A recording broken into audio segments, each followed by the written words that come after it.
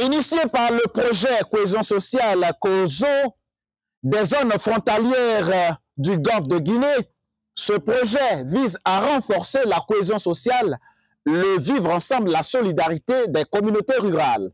C'est donc à travers des actions concrètes telles que la construction de dispensaires, la construction d'écoles primaires, la construction des pompes à motricité humaine et solaire. N'oublions pas, ce projet est piloté par le Conseil de régulation des filières coton Anaka des Carités, financé par la Banque mondiale et le gouvernement de Côte d'Ivoire. Reportage.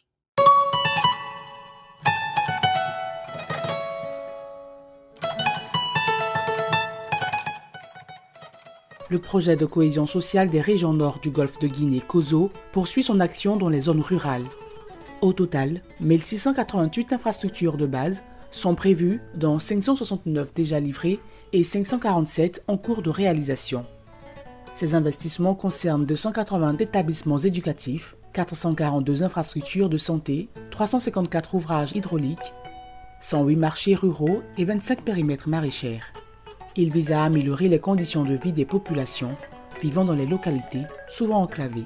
Récemment, une équipe du projet, conduite par la coordinatrice Dr Niré Mariam Ouattara, a sillonné les régions du Bunkani, du Horodougou et le district des Savanes. Cette tournée a été marquée par la remise officielle de plusieurs infrastructures déjà achevées, suscitant une vive satisfaction parmi les communautés bénéficiaires. Cette infrastructure dont nous faisons la remise officielle aujourd'hui n'est pas un simple bâtiment. Il s'agit d'une maternité qui vient soulager nos mamans, faciliter leurs conditions pour pouvoir donner naissance. Elle incarne un pacte de confiance et un engagement partagé pour bâtir un avenir garantissant de meilleures conditions de vie à tous. Nous espérons que cette infrastructure répondra à vos besoins et nous vous invitons, ainsi que le personnel de santé, à en faire un bon usage. Les populations locales n'ont pas caché leur gratitude, saluant cette initiative qui répond à leurs besoins essentiels et contribue à l'apaisement social. Avant, nous on partait chercher l'eau partout. Il y a des petits villages à côté de nous, c'est là qu'on partait chercher l'eau. Kadjavogo, Sandja. Mais maintenant, il y a l'eau partout. Avant, j'enseignais sous un apatam, vraiment avec des difficultés. Et maintenant, vraiment, je vois qu'il y a des bâtiments modernes qui sont là. Et vraiment, je suis très fier de ça. Je pense que maintenant, l'enseignant sera de bonne qualité avec les enfants. Au-delà des infrastructures sociales, le projet s'attaque également au développement économique.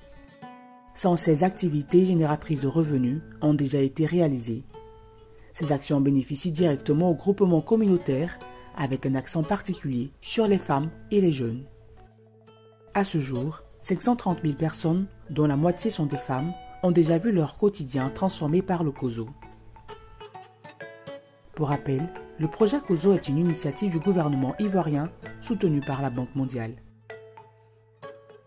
Il est placé sur la maîtrise d'ouvrage du cabinet du Premier ministre et exécuté par le Conseil du coton, de l'Anacarde et du Carité.